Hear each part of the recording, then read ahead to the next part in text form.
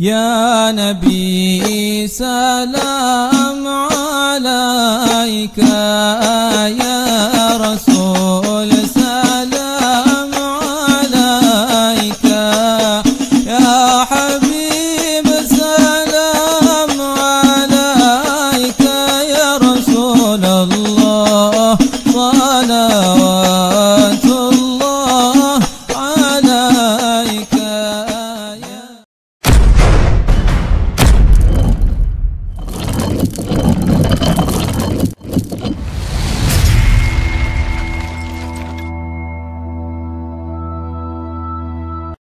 Alhamdulillahirabbil alamin. Segala puji bagi Allah Subhanahu wa taala telah memberikan kepada kita taufik hidayah sehingga kita senantiasa melaksanakan daripada kewajiban kita, yaitu alhamdulillah susunan acara telah selesai, yaitu dengan pembacaan roti tawassul, kemudian roti, kemudian pembacaan sholawat.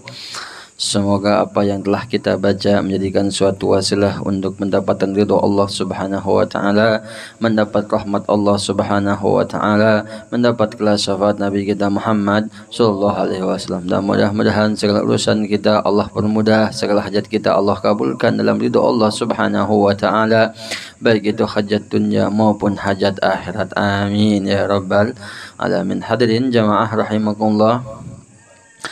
Seperti biasa kita lanjutkan pelajaran kita tentang pengkajian tentang ilmu fikih, yaitu dalam kitab Ghairul Muna Syarah Safinatun Najah.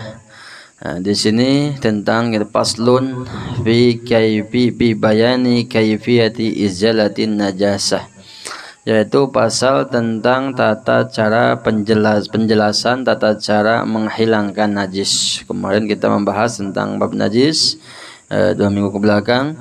Nah, sekarang tata cara menghilangkan najis. Gitu. Najis ada yang wajib dihilangkan, ada juga yang dima'fu. Ya, telah kita bahas. Wa izalatun najasatu wajibatun imma ala fawr aw ala tarahi. Kata ulama di sini dikatakan najis hukumnya wajib dihilangkan, baik itu secara langsung ataupun diperlambat. Fa in kanat fil badan wa qad tadammakhu bin najasah min ghairi hajatin wajabat izalatuha 'alal fawr. Kalau seandainya itu najis ada terkena badan kita tanpa ada kebutuhan apapun, tiba-tiba terkena najis, maka wajib secara langsung untuk dihilangkan situ najis. Lianna nakhamata bin najasati min ghairi hajatin ma'siyatun yajibu khuruju minha 'alal fawr. Karena seseorang yang terkena najis tanpa ada kebutuhan, tanpa ada emang dia mengobati badannya dengan najis tersebut, karena mungkin ada seseorang mengobati lukanya atau penyakitnya dengan hal yang najis, ini enggak ada kebutuhan. Tanpa ada kebutuhan dibiarkan begitu saja, min ghairi hajah maksiyatun, itu termasuk maksiat kepada Allah. Yajibu al-khuruj min al-khuruju minha al-fawr, maka wajib secara seketika dia untuk menghilangkan najis tersebut. Jadi kalau badan kita terkena najis jangan lama-lama, nanti langsung hilangkan najis tersebut. Ada juga yang amal ma'fu anha fala yajibu ghusluha. Ada juga yang najis dima'fu. Nah, ini enggak wajib langsung seketika dicucinya. Minha, di antara najis yang ma'fu, sebenarnya telah kita bahas di bab sebelumnya tentang bab air di situ subuhnya. Tapi enggak apa-apa diulang sedikit di sini. An-najasatul ma'fu anha yasir minad dam wal qayh wal sadid wa ma yakhraju minal baqa'iq wad damamil. Di antara najis yang ma'fu, yang enggak artinya enggak harus dicuci, boleh dinantikan seperti darah yang sedikit, bukan darah yang banyak ya, sedikit lah kita bahas sebesar biji logam. Ya, uang yang 1000 tuh. Segede itulah. Lebih daripada itu nanti najisnya termasuk najis yang banyak. Atau walqih. Atau bekas kayak bisul tuh ya. Nah, itu di ma'fu tuh di antaranya tuh. Atau juga wadamamil. Seperti darahnya bekas darah kutu. Nah, itu. Kutu. Terus apa lagi? wan namimud dzubab, tai lalat. Nah, itu juga termasuk yang dimapu apabila terkena badan kita ya. Nah, itu semua di antara najis yang dimapu yang enggak halus seketika langsung dihilangkan najisnya ya. Tapi kalau najis yang lain nanti akan kita bahas, ini kan sini tentang najis mughaladzah ini ya. Tata cara menghilangkan najis mughaladzah. Nah, kemudian itu sekilas tentang daripada najis yang wajib dicuci ataupun yang boleh juga dicuci seperti antara yang ma'fu. Telah kita bahas sebelumnya. Nah, di sini yang pertama al-mughaladzatu tathuru bisab'i ghusalatin ba'da izalati ainiha. Najis yang pertama wajib kita hilangkan yaitu najis mughaladzah, najis yang paling berat nih. Najis mughaladzah. Najis mughaladzah ini yaitu najisnya terkena al-bilma la bighairihi kasa'il najasah walakin bisab'i ghusalat, yaitu menghilangkannya tata caranya dengan 7 kali cucian atau 7 kali basuhan. Walau bisab'i harakatin aw tahrikatin sab'an wa hajas sab'u. Nah, walaupun dengan 7 kali gerakan maka dianggap juga 7 kali mencuci itu najis. Cuman awas, ba'da izalati ainiha, setelah menghilangkan bentuk najisnya. Kalau kaki kita kah atau anggota tubuh kita menginjak kotoran anjing kah atau babi kah, nah maka hilangkan dulu kotorannya. Sebelum menghilangkan itu kotoran maka tidak dianggap 7 kali. Bahkan kata ulama, wala tahsabu tilkal ghuslat allati yazilu biha al-jaram. Enggak dianggap itu cucian 7 kali kalau masih ada bekas itu najisnya. Jadi misalnya kena bekas anjing lantai kita, maka jangan langsung disiramin itu 7 kali, enggak. Setelah hilang itu bekas kotoran kah atau bekas anjing kah atau bekas babi kah, nah setelah itu baru dihitung 7 kali. Walaupun ketika menghilangkannya 10 kali kita nyuci nih masih ada si itu bekasnya, tetap itu kata ulama dianggapnya masih 1 kali. Jadi setelah hilang bekasnya ataupun bentuk najisnya, ainiyahnya, bentuk najisnya, wa ima itu berupa kotoran atau bekas anjing. Jadi najis anjing itu bukan hanya kotorannya saja, ataupun terkena moncongnya itu anjing, bahkan terkena kita daripada bulu anjing. Wah, kalau bagaimana kalau suci kering sama kering ya suci. Ini kalau pertanyaannya bagaimana si anjingnya basah, kitanya kering, najis, atau kita yang kering anjing yang basah, nah najis. Nah itu termasuk najis mughaladzah. Nah yang dikhawatirkan bagaimana datang ke rumah-rumah anjing masih basah bekas kaki anjing. Ini khawatir nih. Walaupun bekas kakinya itu dianggap najis mughaladzah, jangan dianggap najis muhaffafah atau najis mutawassithah. Kenapa? Bentuk anjing itu semuanya najis. Ija walagul kalbu fil ina ahadukum falyagsil sab'ah iddahunna biturab. Nah, itu hadisnya.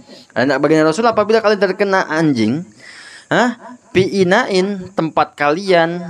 Ini kan Nabi ketika itu mungkin menggunakan contoh karena suatu wadah anjing mungkin menjilat wadah. Nah, maka falyagsil sab'an, kata Nabi, cucilah 7 kali. Dan tapi salah satunya menggunakan tanah, gitu ya. Jadi syaratnya harus hilang dulu najisnya, nanti cuci 7 kali baru dianggap itu 7 kali mencuci daripada najis mughaladzah. Tapi ihdahunna biturab, tapi salah satu yang 7 ini harus menggunakan tanah. Bagaimana kok air semua? Enggak sah. Tetap mau yang pertama kah, mau yang tengah-tengah kah, mau yang terakhir kah, boleh. Tapi nanti dikasih tahu sama ulama abdolnya mana dulu nih. Apakah awal menggunakan tanah dulu atau awal menggunakan air dulu, nanti dikasih tahu.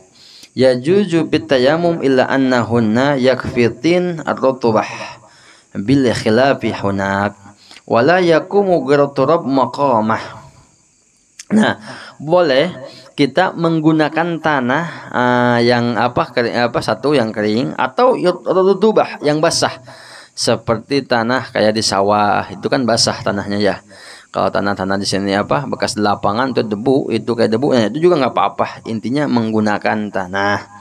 Yang nggak boleh itu wala yakumu turabu maqamah, yang nggak boleh menggunakan tanah kuburan. Nah ini nggak boleh nih. Kita menghilangkan najis menggunakan tanah kuburan. Kenapa? Karena di situ dikubur para manusia, takutnya mengandung najis tanahnya, bercampuran dengan jasad manusia, ya gitu ya. Nah artinya juga tanda penghormatan terhadap kuburan. Nah wal afdalu, paling afdol. Nah dalam menghilangkan najis mughaladzah ini tertib, dalam secara tertib. Yang pertama majjaju at-turab bil ma qabla wada'uhu mahal an-najasah. Pertama, mencampur tanah dengan air. Jadi kita kalau kena bak itu masukin tanah, kena air, dikocok-kocok ya sampai airnya coklat, yang tadinya putih menjadi coklat. Itu wal abdul, seperti itu yang paling abdulnya. Qabla wada'uhu mahal an-najasah, sebelum si air itu digunakan mencuci najis. Gitu. Jadi yang pertama berarti menggunakan debu dan air dulu. Airnya dicampur debu atau dicampur tanah. Ya, sehingga yang putih menjadi coklat. Nah, baru disiramin ke kita.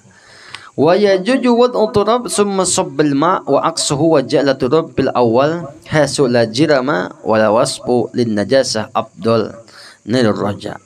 Jadi abdulnya pertama menggunakan tanah dan air itu. Jadi tanah yang dicampur dengan air tuh. Nah, abdulnya dicampur si tanah, masukin ke dalam bak supaya menjadi coklat, disiramin sekali itu. Set. Nah, yang kedua, yang sampai ke-6 itu menggunakan air yang suci, tohirun mutahharun. Itu yang paling abdul menurut para alim ulama. Nah, itu cara menghilangkan najis mughaladzah. Jadi bukan sembarangan ya, jangan sampai najisnya masih ada 7 kali itu kita cuci itu. Saat cucian yang kelima, anggaplah basuhan yang kelima baru hilang najis tuh. Berarti kan ada 127. Tetap kata ulama itu dianggapnya 1. Jadi yang dianggap 7 itu setelah hilang dulu bentuk najisnya, barulah cuci 7 kali. Jadi jangan dihilangkan langsung seketika. Terus juga teras kita terkena injekan anjing. Nah ini kan bukan najis biasa itu, jangan langsung diempel. Kalau langsung dipel, akhirnya rumah kita najis semua tuh. Rumah kita najis semua. Terus gimana? Hilangkan tuh bekas anjingnya, hilangkan, cucilah 7 kali. Nah, itu menggunakan salah satu harus menggunakan tanah atau debu. Boleh itu. Nah itu kalau nggak begitu, najis itu rumah kita. Bagaimana? Kita mau sholat dan sebagainya yang nggak suci. Nah itu di antara yang menghilangkan najis mughaladzah. Kemudian yang kedua, wan najasatu al mukhaffafah, cara menghilangkan najis mukhaffafah. Nanti kan kemarin najis terbagi 3, mughaladzah, mukhaffafah, mutawassithah. Kemudian cara menghilangkan najis mukhaffafah yaitu tathiru bi ra'sil ma 'alaiha ma'a ghalabah. Satu, dan caranya ini paling mudah, yaitu dengan mencipratkan air yang terkena najis tersebut. Najis mukhaffafah ini kan najisnya bayi ya, bayi yang masih masih menyusu ibunya, belum makan yang bergizi seperti susu SGM, sun, cuma dia murni baru minum susu ibu. Cuman kan sekarang jarang bayi sekarang ya. Umumnya pada seminggu lahir langsung susu SGM, susu sapi. Berarti anaknya anak sapi dong kalau gitu ya, anak ibunya. Terus nanti sebulan kemudian langsung dikasih sun. Ya bagaimana mutahhirun mau menghilangkannya najis mukhaffafah? Jadi nanti najisnya jadi mutawassithah ini. Nah kalau ada bayi yang betul-betul masih minum susu ibunya, belum memakan hal-hal yang lain selain susu ibunya, maka ketika kena kencing kena kita nggak harus dicuci, cukup kita ngambil air, cipratkan dengan tangan kita sehingga sampai basahlah itu sarung kita kah, atau celana kita kah, atau baju kita kah, maka itu sudah cukup dianggap suci.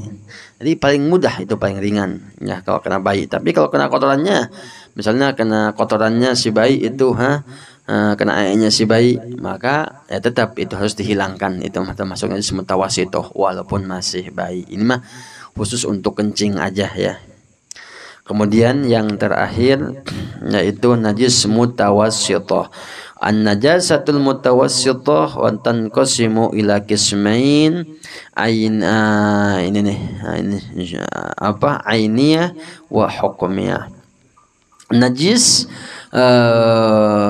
mutawassithah terbagi dua, yaitu ada ainiyah dan hukmiyah. Ainiyah yaitu yang ada bentuknya. Ada bentuknya, kalau kita kotoran yang kalau air kencing ya ada kuningnya, ada apa yang putih ya ada putihnya. Kalau yang kotorannya yang kuning ya ada kuningnya, ada merahnya, ada hijaunya ya, itu sebutnya najis ainiyah. Kalau najis hukmiyah, wahya allati la tudrakuha awsafuha fala launun wala rihun wala ta'mun, yaitu yang enggak ada sifatnya, enggak ada warnanya, bahkan enggak ada rasanya. Gitu ya. Nah, maka cara menghilangkannya bagaimana? Cukup mengalirkan air untuk najis hukmiyah. Kalau ainiyah hampir sama dengan najis mughalladzah, hilangkan dulu bentuk najisnya baru disiram sekali. Jadi tapi enggak 7 kali ya. Cukup tetap untuk menghilangkan dulu bentuk najisnya. Kalau kuning kah, hilangkan si kuningnya. Kalau biru kah, hilangkan si birunya. Nah, baru disiram sekali cukup. Kan kalau najis mughalladzah enggak. Setelah hilang itu bentuk najisnya, maka dicuci 7 kali. Tapi kalau najis mutawassithah itu sebenarnya kotoran kita. Hewan manusia ataupun hewan yang enggak selain anjing dan babi. Nah, seperti kotoran apa?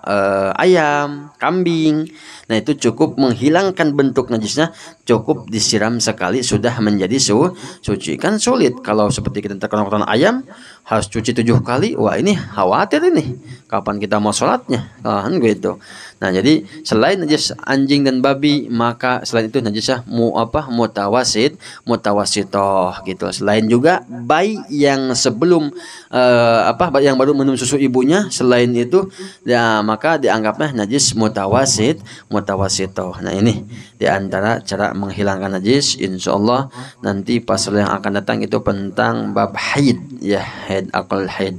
Penting juga haid ini untuk istri kita, anak kita, keluarga kita. Nah, mudah-mudahan apa yang telah kita pelajari menjadi ilmu yang bermanfaat, yang berkah, tambah-tambah kita lebih baik ibadah kita kepada Allah Subhanahu wa taala, dan tambah-tambah mendapat ridho Allah Subhanahu wa taala. Allah hadihin niyah wa qul salihah bisiril Fatihah.